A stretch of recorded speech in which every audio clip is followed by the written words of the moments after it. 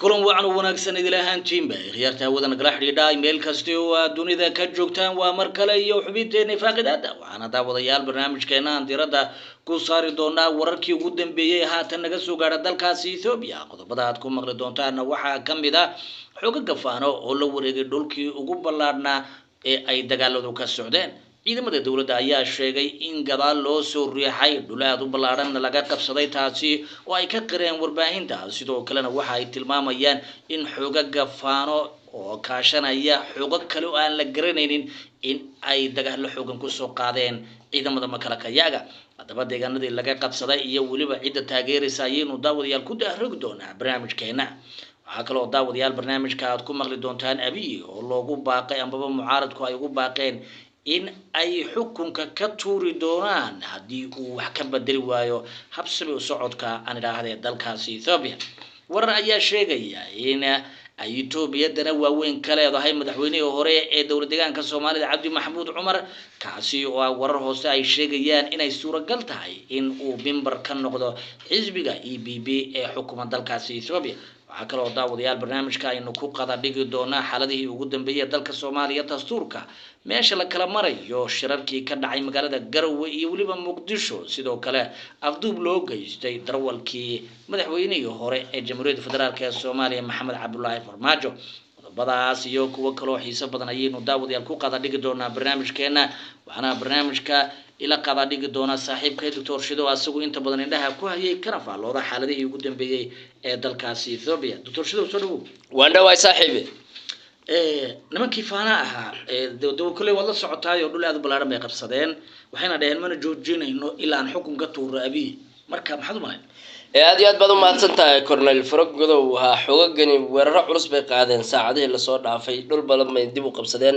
ciidamada dawladuna dib bay uga ruqaansadeen furimihii hore ee dagaalka waxaadna moodaa dagaalku inuu si cuslaanayo oo marba marka ka dambaysa ay xoogagu ay gacmaha isula tagayaan dagaalkana uu yahay mid aan loo kala kacayn xoogagan axmaaraduna ay yihiin awood aan la dhayalsan karin hamigoodii ujeedkooduna uu yahay inay Addis Ababa gaaraan maamulka abiina inay ayagu ka takhalusaan xukunka oromadana ay ayagu dhaxlaan waa qoladan axmaarada ee sida weyn u dagaalamaysa qolyahan axmaarada ee dagaalamaya hadda taageero weyn waxay ka helayaan guud ahaan bulshada deegaanka axmaarada qurba joog iyo kuwa maartay dhulka joogaba iyo dalka Eritrea oo rugcadayaal culus oo axmaarada u dhashay ay ku sugan yihiin ayaguna halkaasi ay ka baritaabayaan xogagan sidii moraalka loogu dhislaa militariga iskaga caabin lahayn laakiin waxyaabaha la yaab kale waxaa ka mid ah in ciidanka militariga dalka Ethiopia ee awooddaad ogeyd sheeganayay iyo korneylku malaayiinka ciidanka uu sheeganayay in ay u barbar dhigi lahayn dhalinyaro aad u daayar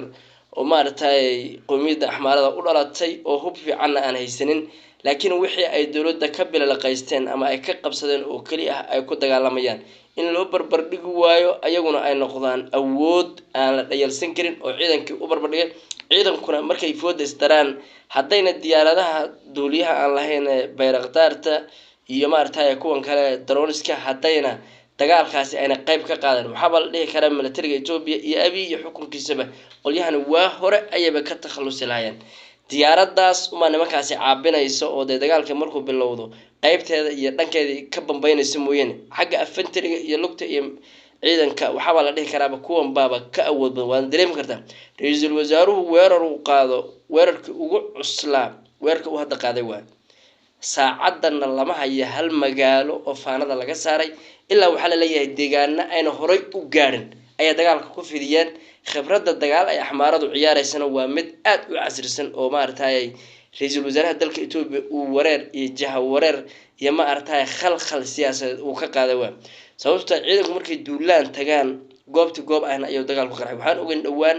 inay wadadan weyn ee Addis Ababa iyo waqooyiga Ethiopia isku xidhay ee gobolka axmaarada u baxda inay dawladdu weerar ku qaaday dhulkii xidhnaa gaadiidkii iyo dhulkii ay nimankana go'doomiyeen ay ka dhigaan dhul caagan ay darawaladan ku sheegeen inay soo gali karin ciidamada dawladuna haday log galiyaan ayaga dhan la leefay inay dawladdu weerar cid iyo dhul ah ku qaaday oo maalmo dhan garaacaysi oo markii la waayay wax faana ah oo soo gasha amarta dhulkaasi laga sifeeyay in ciidamada iyo gaadiidka la fasaxo wadadu waa xor ah hal la baxo meesha xagee ku dambeysay tallaabo hor looma qaadin nimankii dib ay dhulka u soo qabsadeen wayna dagaalamayaan dhul hor la ayaan isku fiday waliba waxa la leeyahay waxayba ka dagaalamayaanba dhulka oromadu ay degto oo waayada ugu dambeysay la geynayay ciidamo aad u badan oromada liyu booliskooda iyo faanadoodii waxa ka wada owleedoodii iyo wixii military ah dhan lagu daabulay dib bay u soo qabseen ayagan la leeyahay marka axmaarada iyo ways ayaan xukunka abi axmed meesha uu ku biishoon doono saadaaliyaashu waxay leeyihiin waa abi oo meesha ka taga axmaaro awood military ku soo gashay Addis Ababa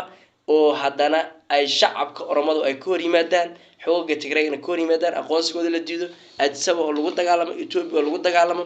Ethiopia oo dhexdhexaadiyaashu ay markaasi soo kala dhaxgalaan sidii xal loogu helo laakiin awoodda faaradu way ridi kartaa military Addis Ababa si usoo siqayaan ee maalma taaka u soo qabsanayaan way soo gaari karaan abina xukunka way ka cayrin karaan laakiin midda la isweydiinaya xukunka faaradu ma ku faafi kara dalweynaha Ethiopia Tigray ma laga aqbalaya waa maya Tigray faana laga ma aqbalayo kamana shaqeyn doonto abin ayaga uga daran Tigray waa looga marka oromadii iyo ay isqabtaan qolada axmaaradu Tigray waxay ka nicibin axmaarada boqolkiiba 90 ka nicibin axmaarada qolada axmaarada indhas Tigray ma saari karaan abigan xasuuqay waxay aaminsan yihiin inay fikradaas oromar ka iman Tigray lagu xasuuqay laakiin fikradaas ay ka timid axmaaro oo rabta in Tigray la waayo mid kale dhul waa ka dhaxeeya waa niman dariso dhul waa ka dhaxeeya dhul waa ka dhaxeeya marka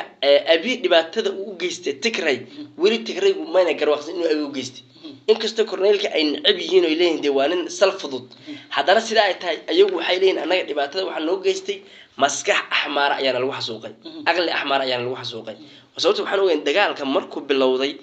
ciidamada dagaalamayay ee maartay jiribka Tigray u aastay ciidamada axmaarada ahaan saraakiishii militariga ee laga howlgeliyay halkaasi ee dhibaatada u geystay gabdhaha Tigrayga waxaan axmaaro waxaan ogeyn inay faanada iyo ciyaalka dhammaan intay soo gaari ku soo gureen inay magaalada Makale la soo bilaqaystay oo bircanjeeradii iyo maartay wax laga tagay inuu jiro magaalada Makale la faaruujiyay oo xataa la soo furtay siligi magaalada la soo furtay ayaan ogeyn marka qoladani hadda awoodda ay militariga kula dagaalamaan ayagu waxay isleeyihiin axmaaradu haddaad militariga jabisaan Addis Ababa aad gaadhaan Ethiopian farbad u yeedhiseen laakiin waa hay'ad ما عايز حقيقة يقرتاس أورما ما يليس أورما أتصور يكون دجالمي قرادي ولينا حاس سكر كارجوزن نتم عارض كيد جوهر محمد يبقى جرب يحمز بورنا أي هو جامينا يلما ما جرس وده جالس كيف ده فكرة ده أبينا أن كوكر على السنين يو حكر كارا سوق جوزن دون رنيارة غير أو هو كقادن دون أو قلادن أحمرها السبب كوبانجرين دون تكري oona yeelayn oo beesha caalamka Tigreega way maqashay hadalkooda waxay ugu baaqi doonaan meesha axmaar Ethiopia ka qabsay Ethiopia la kala diro ay ugu baaqi doonaan waxay dhigi doonaan waxa suurtagal ma ah socda axmaarana inay intay Addis Ababa tagto oo militariga Ethiopia afku u dhiganto oo amarkii ayaga ay ka qaadanayaan oo madaafiicda gaashaandhiga ay tagaan waxayna qolada kali ay xasuuqi doonaan ay u soo laaban doonaan hadda oromadan hadda dagaalka kula jirta axmaarada ee aragtay waxay ku sameynayso gobolka axmaarada diyaaradaha iyo wax ay ku garaacayso waxay ka sii nicmin axmaarada Tigray ay ka sii xaq jirsan dana siyaasadeed ay hadda qolada axmaarada madax ugu fuurinayaan oo Tigray laakiin labadan qolo si waxay u kala fogaan